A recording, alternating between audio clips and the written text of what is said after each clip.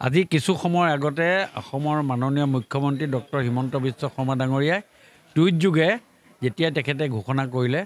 আৰু সেই ঘোষণা শুনাৰ পাছত তাৰ আগতেও টিভিত আহি আছিলে কিন্তু গোটেই কথাটো যেতিয়া টুইট যোগে আহিলে অহাৰ পাছত মই আজি অসম মন্ত্ৰীসভাত অন্তৰ্ভুক্তি হোৱা কথাটো মই কনফাৰ্ম হ'লোঁ আৰু তাৰ লগে লগে মই অসমৰ মাননীয় মুখ্যমন্ত্ৰী ডক্টৰ হিমন্ত বিশ্ব শৰ্মা ডাঙৰীয়াক মই বিশেষভাৱে তেখেতক ধন্যবাদ জ্ঞাপন কৰিছোঁ। তেখেতৰ কেবিনেটৰ সতীৰ্থ হিচাপে মোৰ নামটো অন্তৰ্ভুক্ত কৰাৰ কাৰণে তেখেতে যি যোগ্য বুলি মোক ভাবিলে তাৰ কাৰণে তেখেতক মই মোৰ ফালৰ পৰা বিশেষভাৱে ধন্যবাদ দিছোঁ আৰু মই প্ৰতিশ্ৰুতি দিছোঁ যে মোক মন্ত্ৰিত্ব দিয়াৰ পাছত মোৰ যিখিনি দায়িত্ব আৰু কৰণীয় মই কোনো ক্ষেত্ৰত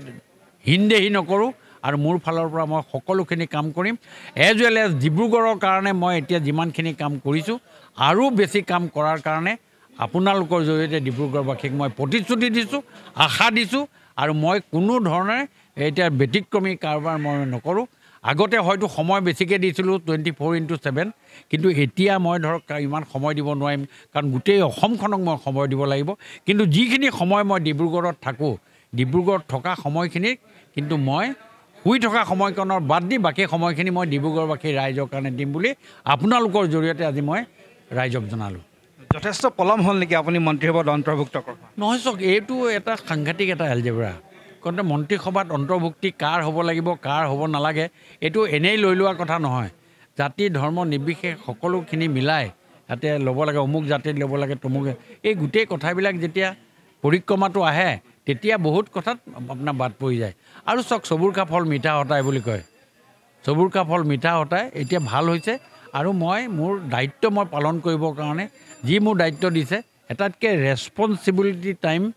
ফৰ এ পলিটিকেল পাৰ্টি এটাইতকৈ last year of the election এটাতকৈ চেঞ্চিটিভ টাইম বুলি কয় আৰু সেই চেঞ্চিটিভ টাইমটো বুজি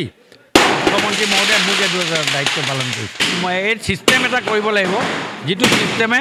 আগতে হয়তো মই ৰাতিপুৱা 4টাতে বা 6টাত ওলাই যাওঁ